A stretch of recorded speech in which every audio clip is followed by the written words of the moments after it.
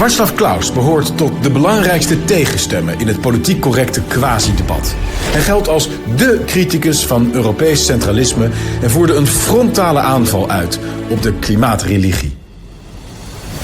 Tijdens de Praagse lente werkte hij voor een verzetstijdschrift en hij was ook professioneel basketballer. Hij streed samen met Václav Havel tegen het communisme en trad met hem toe tot de eerste regering van het bevrijde Tsjechoslowakije. Deze kunstmatige staat, dit België van Centraal-Europa, functioneerde niet vanwege de onoverbrugbare verschillen tussen de twee samengevoegde volkeren. En terwijl Joegoslavië in die jaren uiteenklapte in een bloedige oorlog, wisten Klaus en Havel Tsjechië en Slowakije in korte tijd vreedzaam te ontvlechten. Precies vanuit dat inzicht werd Klaus vervolgens een verklaard tegenstander van de EU, die hij zelfs eens vergeleek met de USSR. Vanuit zijn ervaringen met dat totalitaire regime zag hij ook al vroeg overeenkomsten met de klimaatreligie. Een politieke theologie die meent de geschiedenis aan haar zijde te hebben en alle middelen geoorloofd acht om het utopische einddoel te bereiken. Keer op keer ging Klaus in tegen de vastgeroeste reflexen van de gevestigde orde. En keer op keer wist hij met argumenten te overtuigen. Václav Klaus, kortom, is een echte FVD'er.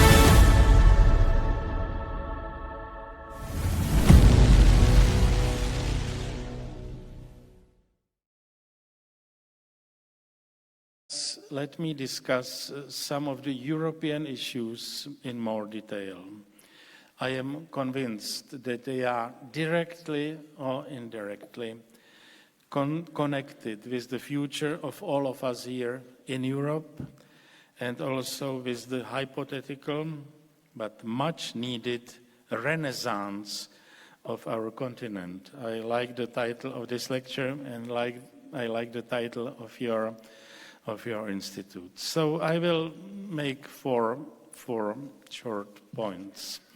Let me start with the Brexit issue and its today's almost desperate fate. Brexit is not about Great Britain. Brexit is about Europe and about all of us. The arrogant dealing of the European Union with Great Britain reveals its true face, as well as the untenability, unsustainability, and unacceptability of the current version of the European integration scheme.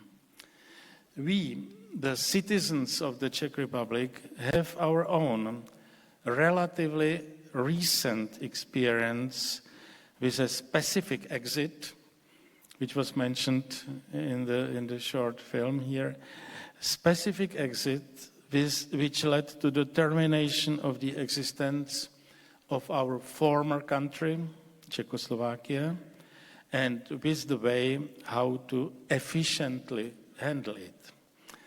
Luckily, we had one great advantage. We were not members of the European Union at the time. We are absolutely sure that the EU would never allow us to divide the country, and the EU would make everything to stop that successful, probably the most successful division of a country in modern history. We had another great advantage. Both our countries, the Czech lands and Slovakia, wanted, each for different reasons, to make a deal, to find a good solution, to achieve a friendly split of our original common state that would not endanger our relations in the future. That was our ambition, that was our aim. In the terminology of, some of you may know, in the terminology of the theory of games, we both played a cooperative game. In the year 2016, many Europeans, and regretfully many Brits as well, subconsciously assumed that it would be the cooperative game also in the case of Brexit negotiations. They couldn't have been more wrong. The EU was playing, since the very beginning, a non-cooperative game. The EU didn't want a positive outcome. The EU wanted to punish the rebellious Great Britain, to humiliate the proud Albion, and to do maximum harm to Great Britain. The EU elites also wanted to demonstrate to all EU member states that there is no friendly exit from this very proud, conceited, self-assured, and especially non-democratic organization.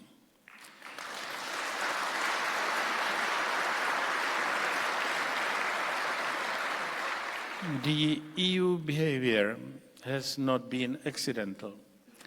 It has been connected with the whole concept of the European Union, which has undergone a fundamental change during the last 3 decades. It started not far from here, in Maastricht. It's connected with your country. To my great regret, the people in Europe have mostly underestimated what happened here in Maastricht 27 years ago. The people in Europe didn't take into consideration that the original idea of integration has been slowly, silently, in a creeping style, transformed into a totally different concept. The original idea of a friendly integration of countries, based mostly on cooperation, on the liberalization of Europe from its overregulation, and on the elimination of all kinds of unnecessary barriers between European countries, established in the interwar period. This model has been, starting in Maastricht, replaced by this friendly integration was replaced in Maastricht by an unfriendly concept of unification, centralization, and de-democratization. We should consider it our task to explain this shift to the citizens of our countries. I hope I am, with this ambition, not very far from the Forum for Democracy way of thinking. So that's my first point. My second concern, which I would like to share with you this evening, reflects the continuing attempts in Europe to downplay the destructive consequences of the mass migration into Europe. This is my second most important topic. The European political and cultural elites pretend not to see these consequences and pretend not to understand them. They do want mass migration. This is for them one of the ways how to get closer to their main ambition, which is to weaken the European nation states and to create a new sort of Homo sapiens, a new European man I call very often Homo Bruxellarum. This is their ambition to create such a special creature. To bring life to this artificial creature has become the dream and goal of the politically correct European political elites. They want to get rid of the Czechs, Hungarians, Italians, as well as Dutch people. To calm down the disappointments and disagreements of the common people, the current fashion among the European politicians is to claim that the episode of mass migration is over, that we are already behind the peak of the migration influx. I can't disagree more. The mass migration is here, and to my great regret, is here to stay if nothing revolutionary happens in Europe. I really believe that your party is one of the political forces which are aware of that and try to do something with this.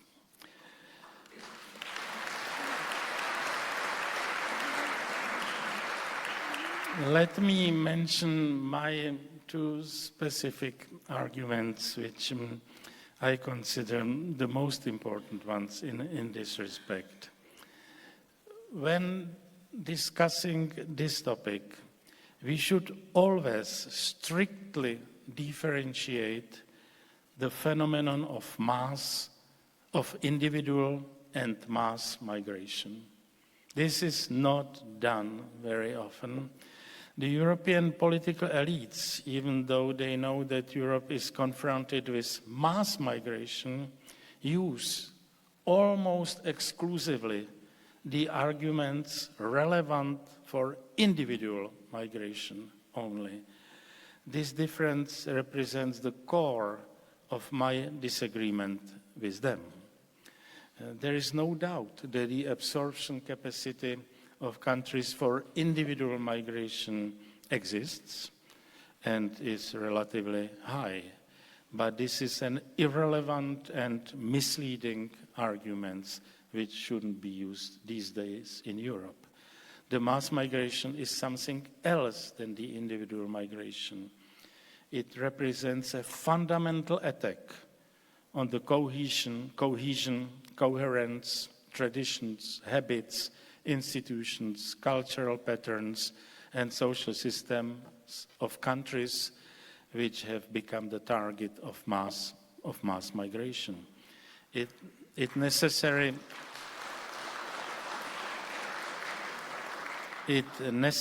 leads to substantial cultural, social, and political conflicts, shocks, and tensions. It touches upon fundamental aspects of citizenship, community, and identity of these countries. Again, the European political leaders pretend not to see this. Maybe they do, but they are in favor of such an attack on the substance of Europe. They do it quite deliberately. My second argument is connected with my profession, with my former profession. I am an economist, and as an economist, I am schooled to apply the terms supply and demand in all possible circumstances. Most commentators speak about mass migration without differentiating its supply and demand side, which I consider a methodological mistake. There is no doubt that there are big problems at the supply side. I mean, in many developing countries of the world, especially in the Middle East, North Africa, and West Asia. This is no doubt true, but this creates a reservoir of potential migrants. Only a reservoir. This doesn't create migration. This is not sufficient to create a reservoir on the supply side. The supply of migrants must eventually find its demand. Without it, no migration can come about. The European countries are strong enough to stop mass migration on condition they decide to do it. Due to it, the demand side is the crucial one, not the wars in Syria, Afghanistan, or Somalia. The migrants find themselves in the European countries and cities because there has been an explicit and implicit demand for them. The demand came, and it came from Europe. I don't have in mind only the explicit gestures, the well-known explicit gestures like the one made by Angela Merkel in 2015, even though I don't underestimate their huge impact. Similar gestures and statements have been made repeatedly by many other European politicians, journalists, public intellectuals, and especially by political NGOs.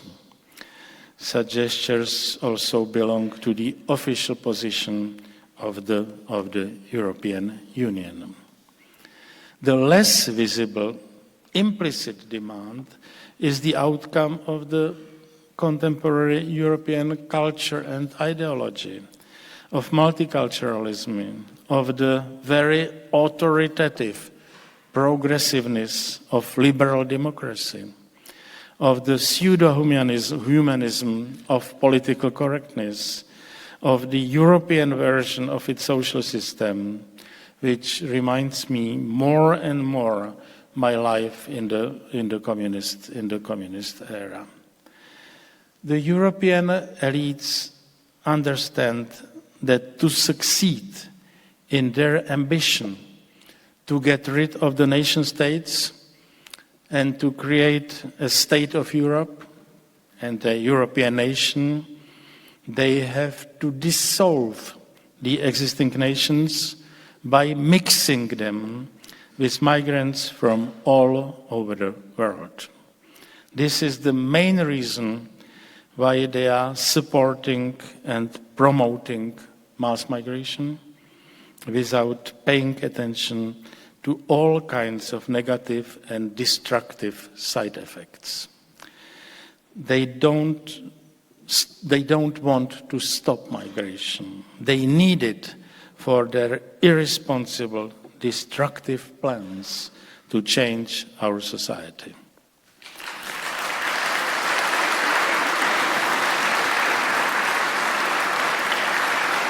So this is my second topic, explained more in details in my book, which exists in your language. The third topic I want to raise this evening is the danger of the new era of indoctrination and manipulation of all of us, and especially of our children.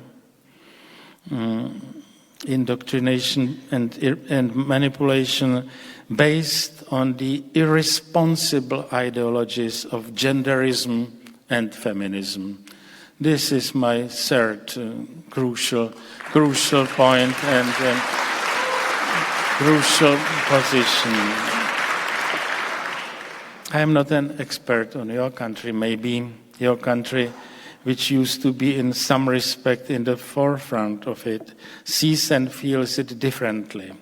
But in our part of the world, in Central Europe, we see it differently. In our part of the world, this destructive attack on the nature of human beings and on the traditional family has become the issue of the day. The pressures from abroad, as well as the activism of foreign-based and foreign-financed NGOs, contribute to the fact that we, the conservative people, who believe in the traditional views and values, the reason why we are not on the winning side in this respect. The exponents of these ideologies deny the evident and for centuries and millennia undisputable differences between sexes, innovatively called genders, and try to tell us that the sexual identity is a question of choice. Similarly, the family and its basic function to guarantee the reproduction of human race has been pushed back, and relations of all kinds of sexual minorities are being put on the same level, if not above it. This has become a fundamental attack on everything normal, on everything which has been the basis for a functioning human society, at least until now. The voluntarily interpreted concept of discrimination turned to be the basis for a fatal attack on the freedom of individuals and on the free society as such.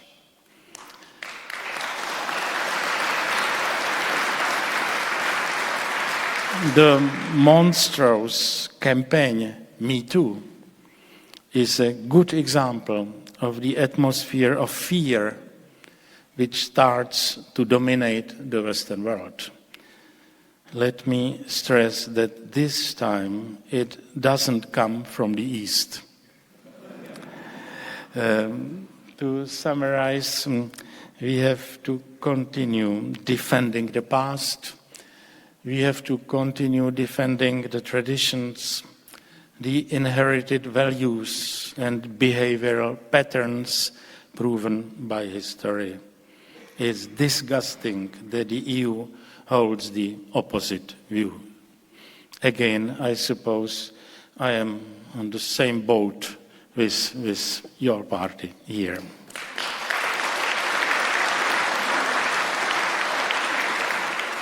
And my final remark will be a short one. We, in our part of the world, experienced the Cold War, and in the Cold War we were on a wrong side as compared to you. These days we are alarmed. These days we witness the birth of a new Cold War mentality, which is demonstrated by the demonizing of Russia and by using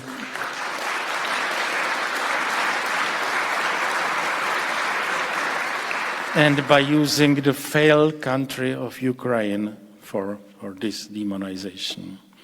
Once again, in our part of the world, we have many reasons to remember the imperialist Russian or perhaps Soviet Russian ambitions and policies in the past and their consequences. For my generation, this experience was a fundamental part of my life. I was almost 50 years old in the moment of the fall of communism, so I spent most of my life under the Soviet domination of my country. For my generation, this experience was a fundamental part of our life, something the people in Western Europe are not able to imagine. Due to it, we are sensitive, perhaps oversensitive in this respect. We can't, however, accept the current attempts to hide the domestic problems in our countries and in the whole of Europe by shifting attention to pseudo-problems in international politics. I am convinced we should accept Russia as it is, not demonize it. We should respect its authentic national interests, and with all our criticism of its political and economic system, we should try to find a peaceful coexistence with it. It has no connection with communism. But by saying that I don't want to suggest that Mr. Juncker should speak in Trier at the Karl Marx statue inauguration last year, or that you should find Karl Marx Platz and Karl Liebknecht and Rosa Luxemburg metro stations in Berlin, 30 years after the fall of the Berlin Wall. On the contrary, we should resist Marxist ideology in all its versions and manifestations.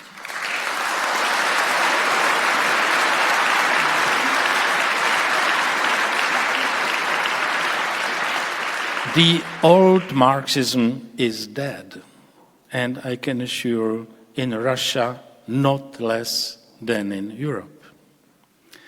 The no less dangerous neo-Marxism, or cultural Marxism as it is sometimes called, the no less dangerous neo-Marxism is, however, much stronger in Western Europe now than it is in Russia. That's a crazy irony of history. The illiberal doctrines come to us in Central Europe these days, not from the East, but to our great regret from the West. This is a difference. Because of our past, we have a sort of comparative advantage to feel this danger very strongly and to see it very clearly. Please listen to us in this respect. We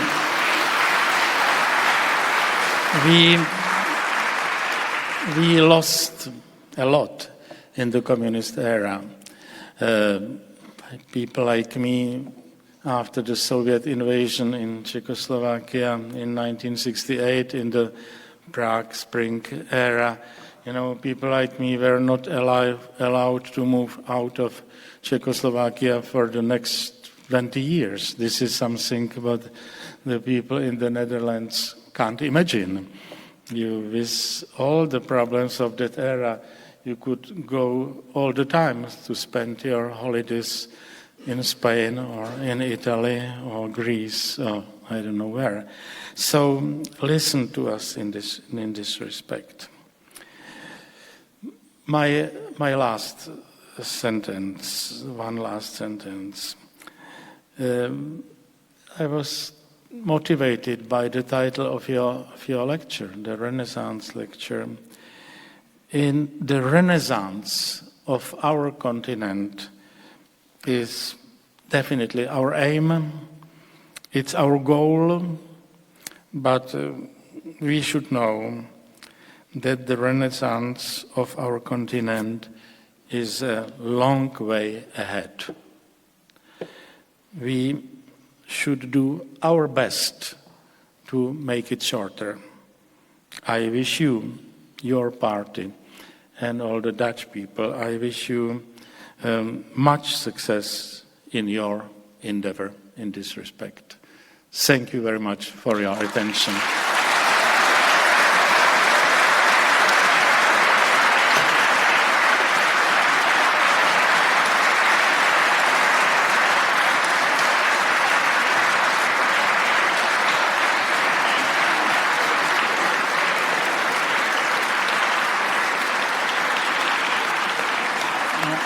I must say, I hope to get something else than just water, but it's a politically correct drink. I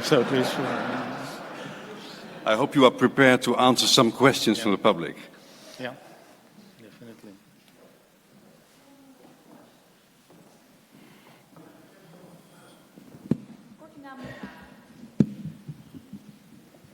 You should help me. Mr. Klaus, did you say that the Ukraine was a failed state? And why is that so? I am not an expert on Russia. Definitely, we knew something about Soviet Union in the past, and we cease to be interested in that part of the world. So I don't pretend to be an expert on Russia. Nevertheless, some realities are well known. Ukraine is the least successful or the most unsuccessful part of the post-communist world. Ukraine didn't make the elementary and absolutely inevitable transformation measures, both in its political life and in its economic life as well, after the fall of communism. Ukraine is a totally divided country. For us always, there were two comparatively similar countries, Belarus and Ukraine. And we supposed originally that Ukraine is in a better position and that Belarus with Mr. Lukashenko, very strange person, has no chance to achieve anything. If you look at the developments of Ukraine since the fall of communism, there has been zero economic growth. And if you compare the GDP per capita in Belarus under Mr. Lukashenko and the GDP per capita in Ukraine, it's 50% higher in Belarus. So I am really afraid that Ukraine is a failed state, divided country. They don't trust one another. The two parts of Ukraine don't cooperate. I will never forget in the early 1990s, the Ukrainian governor of the central bank often visited me and to ask for advice what to do in the Ukraine. And he became, Mr. Yushchenko, then became the president of Ukraine. And I will never forget our debate once in Prague.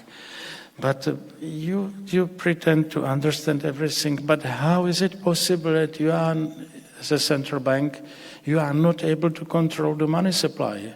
You have the hyperinflation, which practically kills everything in the country. And he answered me, well, it's difficult to control the money supply in the Ukraine because I am not sure where the borders of Ukraine are. So there was such a fuzzy state of affairs in the Ukraine that I am afraid that this is a failed state. To my great regret, I don't criticize the Ukrainians, but Ukraine, by the way, is the main source of migration to my country, to the Czech Republic. In this respect, we are in a relatively good position because the Ukrainians are the Slavic people. The language is not so different, so they are able to learn very rapidly Czech, so they are assimilated very easily into our country. But to my regret, the country doesn't function, and it's not because of Russia. I am convinced it's because of the Ukraine itself. Thank you.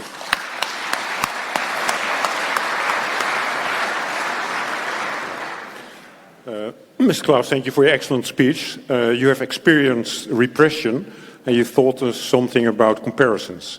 You experienced repression in a totalitarian society. Today we live in a kind of semi-totalitarian liberal democracy. Do you have advices or insights? How can we change the situation? Because you were not only a professor, you were also a revolutionary.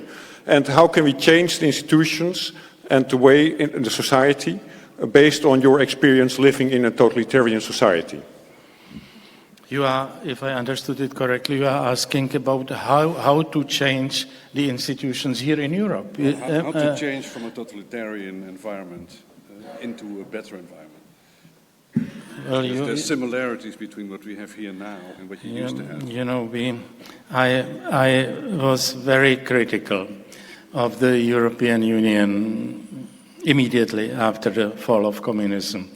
I was quite famous in the Czech Republic that I was the first. You know, the slogan in Prague in November '89, in the moment of the Velvet Revolution in Prague, written on all the streets in Prague was "Back to Europe."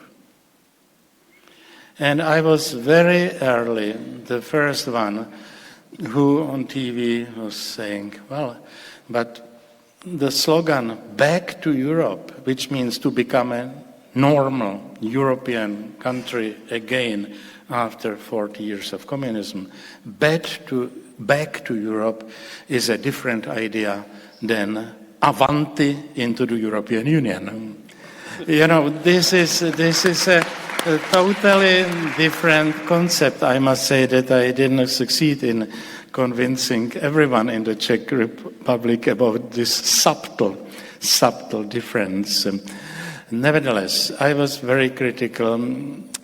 Then I was in a position of Prime Minister and President, so I had to bring the country into the European Union. We didn't have any other chance. We didn't have the luxury of being Switzerland. We were a post-communist country, and I remember when I was critical to the EU in the 1990s, everyone asked me, well, if you criticize the EU, which means do you want to integrate with Mr. Lukashenko in Belarus and Mr. Milosevic in Serbia? That was the position which we faced, and so we almost had to enter the European Union. But you signed yourself, didn't you? I sent the application letter to the EU in January 1996. You know. But I was always joking that we are experts on velvet revolutions, so we have to enter the EU, and the night we enter to start a velvet revolution there. That was something I was repeating permanently, officially on TV. I must admit that we didn't succeed in doing it. You know, when I remember the Dutch politicians in the 1990s and in the last decade, there was a total lack of understanding of our criticism of the same was in other West European countries. I expected that the euro crisis, the euro debt crisis, the mass migration, and all of that, the Greek crisis, and would somehow awaken the Europeans. I am sorry to say, it didn't materialize. I was, as some of you may know, I was trying to block the continuation of the Maastricht Treaty. I tried to block the Lisbon Treaty, which was a very, very famous story. And I was the last head of state who signed the Lisbon Treaty, and they were waiting for me for several months, and they were sending one emissary after another. And I must say that the Czech people, the Czech Constitutional Court was not on. I have a fight with the Czech Constitutional Court about it, and so on and so on. So I signed it. I got something for it, something relatively positive for our country. Nevertheless, the fact that the Lisbon Treaty shifted the European Union again dramatically to another institution is the tragic fact which I'm afraid the normal people in Europe still don't feel, don't underestimate. So we need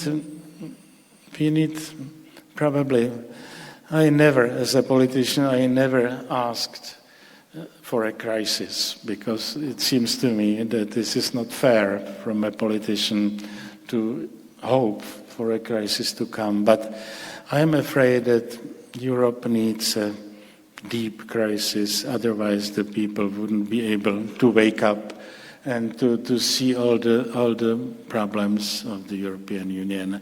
The existence of a post-democracy in Europe is something with our background, with our experience, is something very tragic. My country, the Czech Republic, has spent three centuries not to be a sovereign country. We belong to the Austro-Hungarian Empire and were ruled from Vienna. That is it's in our bones. This is part of our experience. Then we were for 20 years an independent country after the First World War, and then came Hitler and occupied us, and so for 6 years we were ruled from Berlin. Then we had 3 relatively free years between 45 to 48. Then came the communist putsch, co-organized from Soviet Union, and we were 40 years ruled and masterminded from Moscow. And we wanted to be a free and sovereign country. That was our aim after the fall of communism. We didn't expect to be again part of another empire, this time called the European Union. And we feel that we are ruled from Brussels and not from Prague. So that's our feeling. But we have to fight, and I'm sure you try to do it.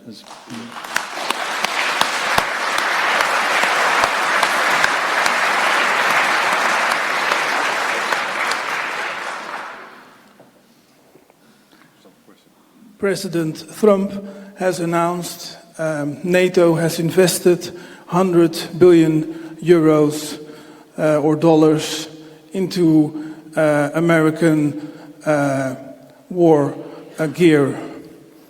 Is the crisis not already in the making? Do you understand? The US has invested 100 billion in Europe to prepare for a war. Is the crisis not already in the making? Well, this is not what I feel. This is not what I see directly. That's in the that's a tension totally with Russia, building up the tension with Russia. That's what you know. So the question I am just trying was, to explain the Americans that they should think twice about all of that. No, the only thing I can do. On the other hand, with my past experience, I brought the country into NATO more than 20 years ago, and we are fighting the idea of having the European army independent from NATO. So this is another of our strong views, which is shared in my country by a majority of people, even by the majority of politicians in the country. So in this respect, this is a positive development. Speaking about the United States, with all the eccentricities of Mr. Trump, I must say that people like me, in our institute, we opened the bottles of champagne when the news came that Trump was elected, and we think that the fact that Mr. Trump, in many of his speeches, but especially the speech in Warsaw 2 years ago, he's fighting for the nation state and against the international organization as the United Nations. Well, this is for us an important help in this respect.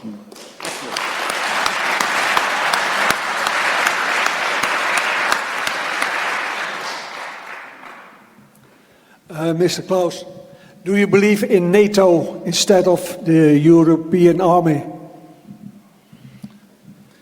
Well, I am really very much against the European army.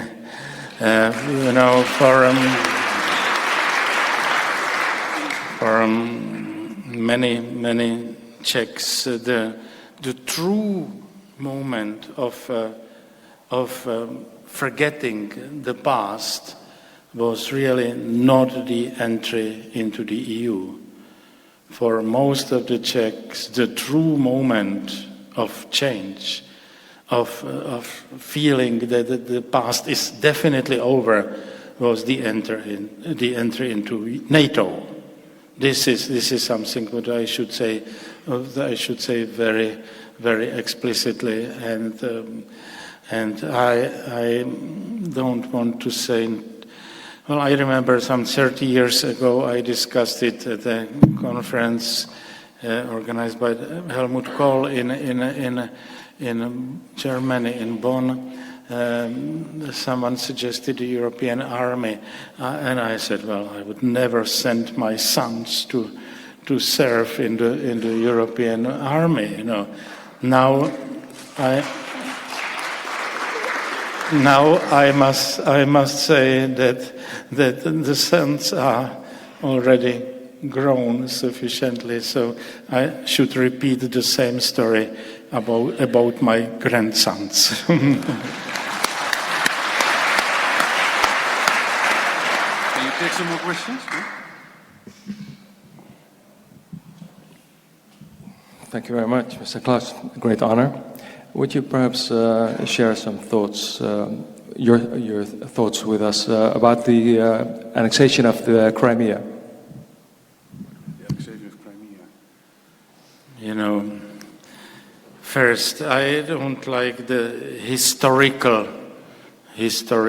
debates about the fact that Crimea belonged to Russia for centuries, then one of the very special personalities of the Soviet Union Politburo, Mr. Khrushchev, in 1954 gave Crimea to Ukraine without any legal preparations, without a referendum, without anything else. So this is not the beginning. This is not the main argument for me. I don't know what to say easily. I am convinced that the developments in Ukraine and probably made it inevitable for Russia to bring Crimea back. If some of you plays chess. Do you play chess, some of you? There is a term in chess called the forced move. I don't know how you say it in Dutch. How you say it in Dutch? Nutzen, the forced. Zetwang, yeah. Zetwang, forced move. Forced move. So we understand the term forced move. I am absolutely sure that for Putin, the occupation of Crimea was a forced move. It was just a few hours after the very successful Sochi Olympic Games.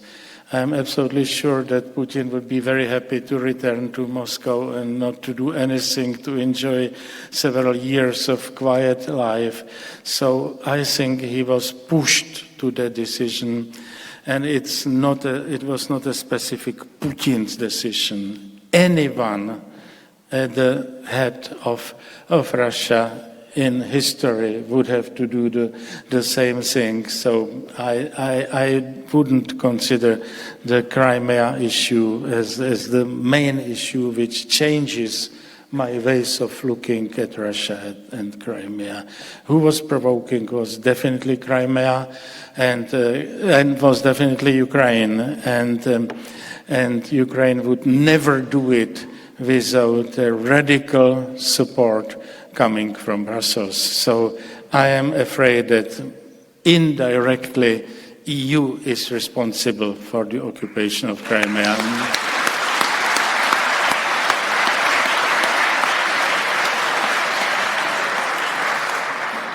Dobrý večer, never pán discussed it Klaus. with Mr. Putin, I must say. This is just my interpretation of events. Dobrý večer, pán Klaus. Děkuji vám za příhovor. Would it be possible to join the critical EU parties in the Slavic world to create a opposition in the European Parliament? Well, I hope you will have how many candidates you have for the European Parliament? 21 or no? How 29, I think. 29. So I am rather pessimistic. So out of the 29 candidates, I hope you will get 25 in the European Parliament. So in the forthcoming elections, anything under 20, Mr. Chairman, under 20, anything would be a disaster for the party. No, I am absolutely sure that it's necessary for all those such parties as the Forum for Democracy is to come together. I have been trying, after the termination of my presidential presidential office, I have been trying to put together the leaders of such parties. To my great regret, I discovered that it's difficult or almost impossible. I don't criticize those parties because the parties in Forum for Democracy, AfD, Nigel Farage, Madame Le Pen, Salvini, and so they are the national parties in the nation state. They don't have the ambition to create a European party. So they are not so happy on being together. And I was very frustrated when I saw the very many similarities in their views. But Nigel Farage would never join a group together with Madame Le Pen. AfD would never join something together with the Austrian Free Party, and so on. I am very sorry that to change this way of thinking and this situation would need a real leader accepted by all those parties, which is not the case, to my great regret. I follow very closely the AfD in Alternative für Deutschland. In Germany, they are not able to select a chairman of the party. For that reason, they have 3 almost chairmen, So they are not able to go together with any other country. I am afraid this is a big problem. I hope your entry into the European Parliament could make a positive step forward. That's my only hope and expectations, and I'm ready to help in this respect.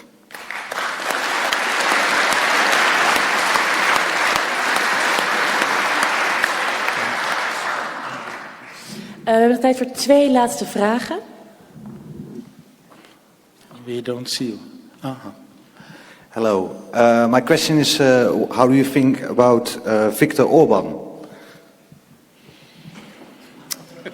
Viktor Orban is a European Democrat accused by all the Brussels people that he is a populist. I don't agree with that characteristic. Mr. Orban is a really democratic leader, and we may have different views on individual issues, but I discussed it many times with him discussing Europe. Our views are identical, And I'm absolutely sure that the views of your party will be identical with Mr. Orbán's party as well. I was speaking in Budapest 3-4 weeks ago when Mr. Orbán organized a big international conference about migration. Again, he asked me to make the opening speech, which means, again, our views about mass migration are, again, identical and I think very close to the views of your party. So I wouldn't demonize Mr. Orbán. It's very easy to call anyone in Europe a populist. It's the easiest attack on the integrity of anyone. When someone dares to criticize the current European arrangement, he is immediately accused to be a populist. I disagree with this fundamentally. Populism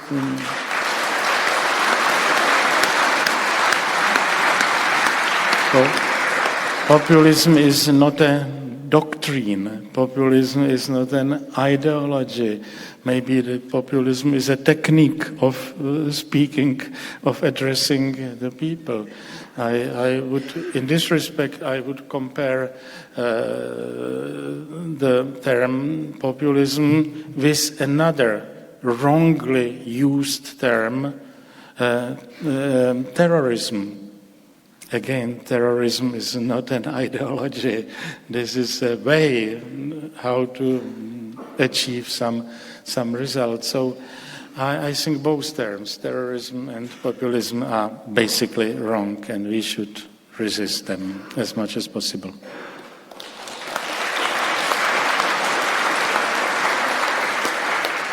Now we've arrived at our final question of this evening. Good evening.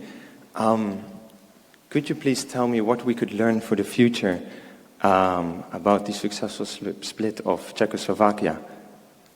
What optimistic ways of thinking can we learn from your successful split of the countries of Czech and Slovakia?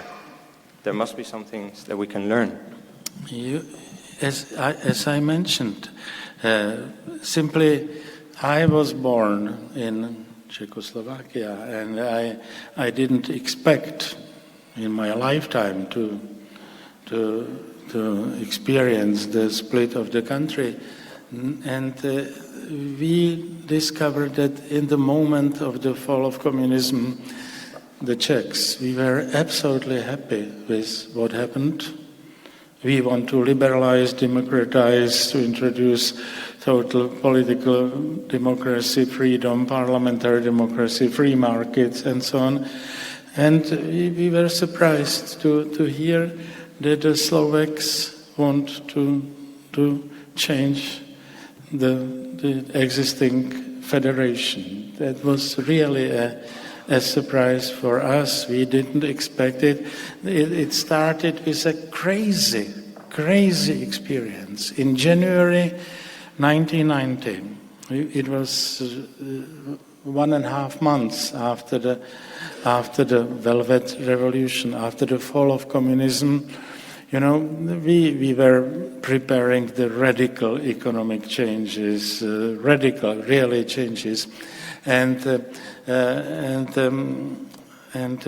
suddenly our parliament started to discuss something we didn't pay attention to. The idea was to change the name of the country, to eliminate the adjective socialist. Czechoslovak Federative Socialist Republic. So the idea was, suggestion of some members of the parliament was to eliminate the adjective socialist in the title of the country. I must say that the government did not pay attention to that discussion because we considered it as an elementary issue. No, we didn't expect any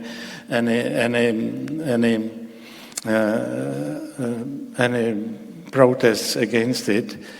To our great surprise, the Slovaks And we are talking about the second week of January 1990, which means really the government was formed on the 10th of December, which means we were 1 month in the first non-communist government.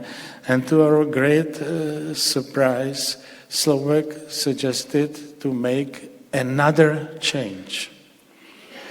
And the change was, the suggestion was to introduce a hyphen between Czechoslovakia. I must say that we were absolutely horrified and didn't expect anything like that. But it was the first signal that Slovakia wants not Brexit but Slovaksit, or how to call it. So I didn't want it. I suppose that we would be able to continue together. But then, when I understood after the elections in 1992 that really they want to have their star in the EU flag, that was the dream of the Slovaks. Well, I said, if it is really so, okay, but let's do it friendly, quickly, as fast as possible. And we had elections in June 1992, and in Slovakia, all the political parties which wanted to continue Czechoslovakia lost the elections. They even didn't get into the parliament. So there was no one in the Slovakian political representation who would defend the common state. So when I met for the first time the Slovak Prime Minister, who was the result of the elections, I understood that there is no way to keep the country together. And I'm shocked about Brexit, because we had these crucial elections in June. In December, the country was divided. We succeeded in signing 25 intergovernmental treaties to divide everything from the number of military planes to the embassies all over the world. We simply decided to make simple rules, so not to measure the quality of the building in The Hague or in Brussels. Simply we decided when the Czechs get the embassy in Washington, then the Slovaks would get the embassy in Ottawa. 1 for 1. So we made simple rules how to divide everything, and it was done in 5 months, 6 months time. So I always suggested that I'm ready to volunteer to make Brexit simple and easy.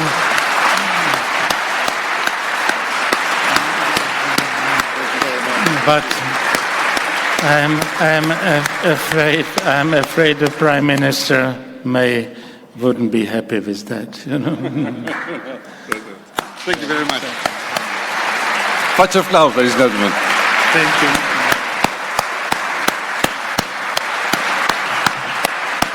We expected that the boss would say something. I don't think I don't know. We expected that Mr. Chairman would say something. A few words. No, he should correct. He should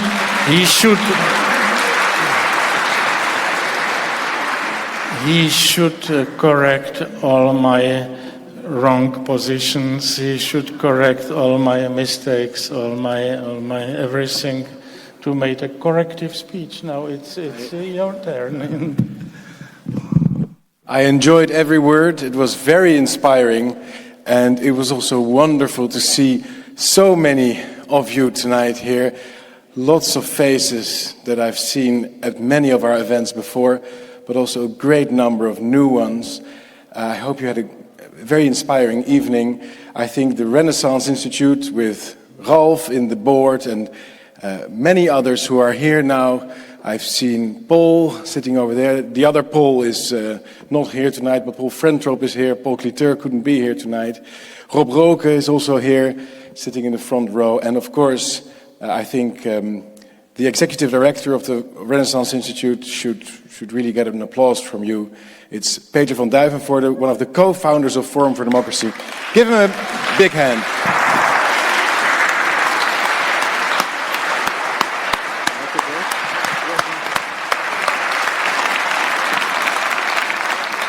Het is fantastisch dat die hele zaal gewoon vol zit. We hebben 2 weken ontzettend hard gewerkt met elkaar om dit voor elkaar te krijgen. En ik denk dat het een ontzettend bijzondere lezing was. Vooral de laatste zin, hè.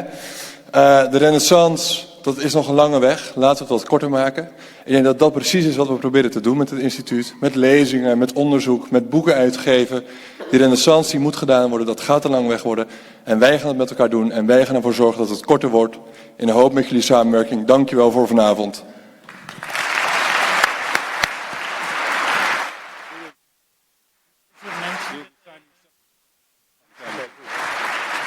En nu gaan we met president Klaus naar achter om wat met elkaar te drinken en boeken te kopen en te laten signeren van hem. Want hij is hier nog de hele avond om samen met ons na te praten. Tot zo achter.